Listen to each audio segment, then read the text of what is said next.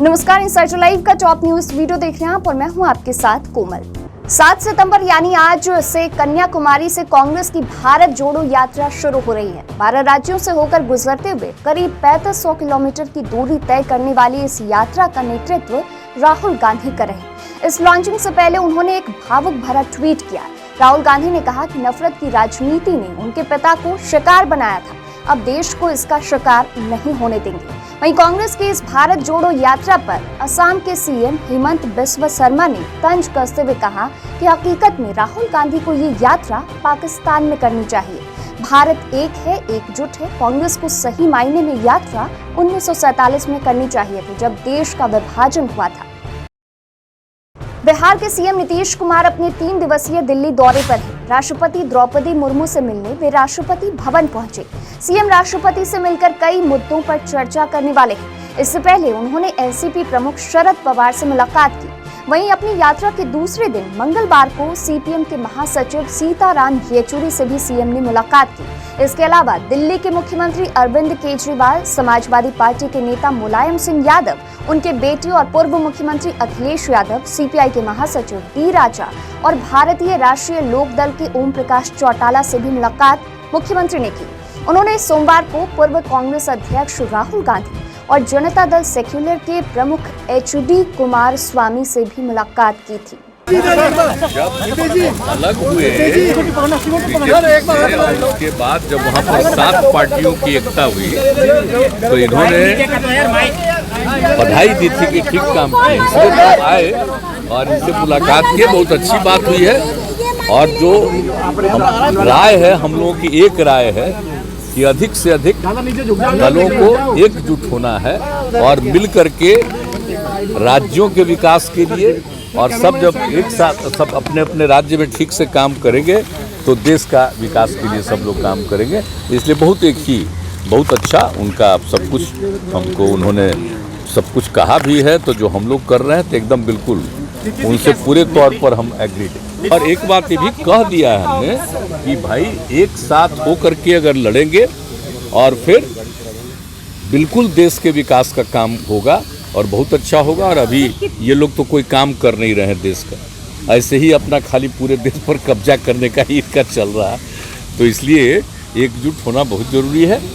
तो उसमें सब तो देख रहे हैं कि अब इसके लिए कुछ दिन के बाद ही बहुत अच्छा होगा। और अब मेरे बारे में तो हम आपको बार बार बोल रहे हैं, हमारा निजी कोई चॉइस नहीं, हमारा बस एक ही चॉइस है कि सब मिल करके अधिक से अधिक एकजुट हो जाएंगे तो अपने देश के हित में वो काम होगा। गृह मंत्री अमित शाह 23 सितंबर को 2 दिवसीय यात्रा पर सीमांचल आने वाले हैं। उनके आगमन के पहले बिहार में सियासत गरमाने लगी है। अमित शाह के आगमन के पहले बीजेपी के राष्ट्रीय अध्यक्ष जेपी नड्डा भी सीमांचल आ सकते हैं। वहीं अब भाजपा ने सीमांचल में सियासी गर्मी तेज कर दी है। भाजपा के प्रदेश अध्यक्ष संजय जायसवाल अररिया पहुंचे तो जनसंख्या नियंत्रण को लेकर बड़ा बयान दे दिया। संजय जायसवाल ने कहा कि पूरी दुनिया में सबसे अधिक बच्चे अररिया, पूर्णिया और किशनगंज में पैदा हो रहे हैं। इसकी वजह उन्होंने जनसंख्या नियंत्रण नहीं होने को बताया और कहा कि इस तरह अगर जनसंख्या का विस्फोट होगा तो इलाके का विकास बाधित हो जाएगा, इसलिए जनसंख्या पर नियंत्रण जरूरी है। पहले से ज़्यादा है और जनसंख्या नियंत्रण नहीं होने के वजह से आप का जो यह इलाका है दुनिया में सबसे ज़्यादा बच्चे पैदा कर रहा है। केवल आपके मुकाबले में एक इथियोपिया ही है जहां ज़्यादा बच्चे पैदा किए जा रहे हैं, नहीं तो पूरे दुनिया में सबसे ज़्यादा बच्चे किशनगंज, अररिया में पैदा हो रहे हैं। तो ये जनसंख्या का इस तरह से विस्फोट होगा तो जाहिर बात है कि इलाके का विकास कमज़ोर होना ही है। ये सब कानून की चीज़ें नहीं होती है, यह समाज में एक विश्वास में लेकर करने की चीज़ होती है। और जो बच्चे कम पैदा कर रहे हैं उनको बढ़ावा देने की चीज़ होती है कि जो ज़्यादा बच्चे पैदा करें वो अपनी जिम्मेवारी से करें और अपना खुद समझें। जेडीयू के पूर्व एमएलसी गुलाम रसूल बलियावी ने बीजेपी प्रदेश अध्यक्ष संजय जायसवाल पर निशाना साधा है। उन्होंने कहा कि हमें अफसोस और हैरत है कि पढ़े लिखे होने के बावजूद भी संजय जायसवाल इस तरह का बयान दे रहे हैं। हमें अफसोस भी है और हैरत भी है अफसोस इस बात का है कि डॉक्टर्स लगा हुआ है उनके नाम के साथ और MBBS भी है। सच ये है कि ये सीमांचल और किशनगंज और पूर्णिया, अररिया, कटिहार के मुस्लिम अल्पसंख्यकों का नाम लेकर के ये देश के वंचित, शोषित, बेरोजगार, पढ़े लिखे उन युवाओं के भविष्य को दांव पर लगाकर सत्ता में जाने वाली इनकी पार्टी मुस्लिम समुदाय को दिखाकर बहुसंख्यक समुदाय के भाइयों को डराने वाली भारतीय जनता पार्टी भागे चल रही है। बिहार के उप मुख्यमंत्री तेजस्वी यादव ने मंगलवार को देर रात पटना के कई अस्पतालों का औचक निरीक्षण किया, जिसमें कुछ की स्थिति तो ठीक मिली, लेकिन पटना के सबसे बड़े अस्पताल PMCH की हालत देखकर वो बिफर पड़े। मौके पर ही उन्होंने अधिकारियों की क्लास लगा दी। तेजस्वी यादव बिहार के स्वास्थ्य मंत्री भी हैं। औचक निरीक्षण के बाद तेजस्वी यादव ने कहा कि हमने PMCH, न्यू गार्डिनर रोड अस्पताल और गर्दनी बाग अस्पताल का निरीक्षण किया। 2 अस्पतालों में डॉक्टर मौजूद थे जिनमें पर्याप्त दवाएं और कर्मचारी थे, लेकिन PMCH में टाटा वार्ड की हालत बेहद खराब दिखी। हमको कंसल्टेंट साहब सारा रिपोर्ट चाहिए, सारा ड्रग का चाहिए, हमको जितना आउटसोर्स का चाहिए, जितने नर्स, जितने A ग्रेड हो, चाहे आपका सारे A ग्रेड है। आपका क्या है? A ग्रेड है पक्का। हम प्रोफाइल सारा चेक करेंगे। जितना आज ड्यूटी में यहाँ जो लोग थे उन लोगों का, ठीक है ना, और रजिस्टर आपको हम लोग ऑर्डर देंगे कि आप सारे एक बार रिव्यू कीजिए, ठीक है ना।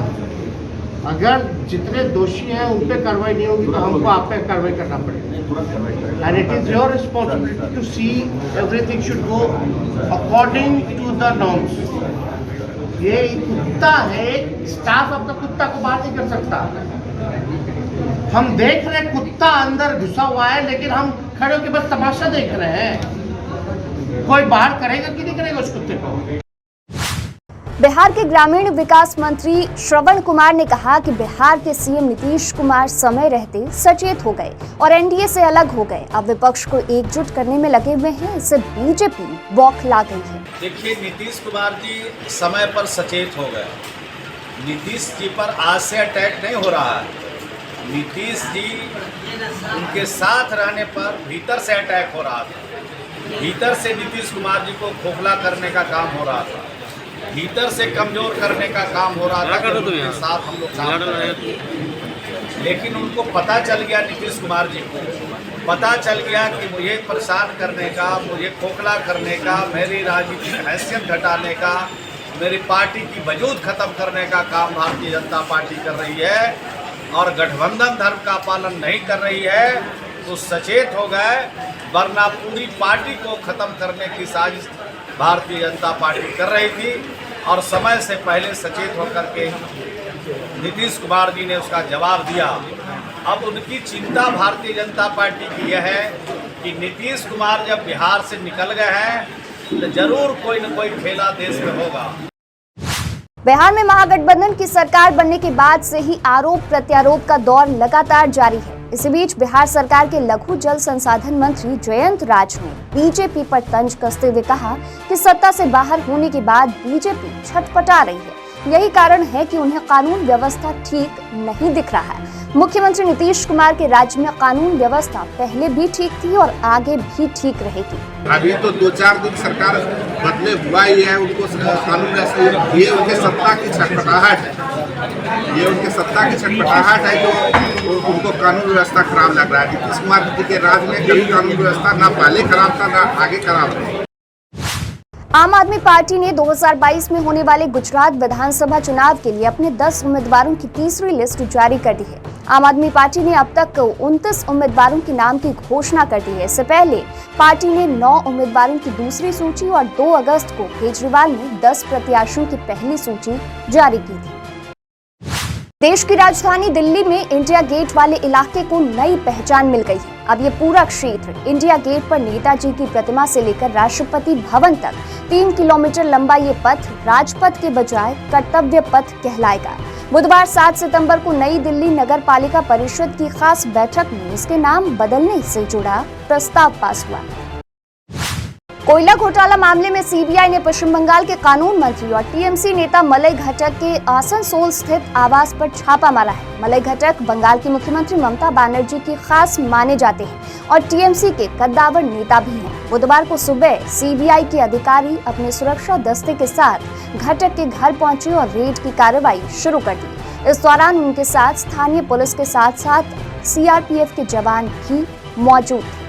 तो फिलहाल के लिए इस वीडियो में इतना ही। और भी खबरों के लिए इनसाइडर लाइव को सब्सक्राइब कर लें।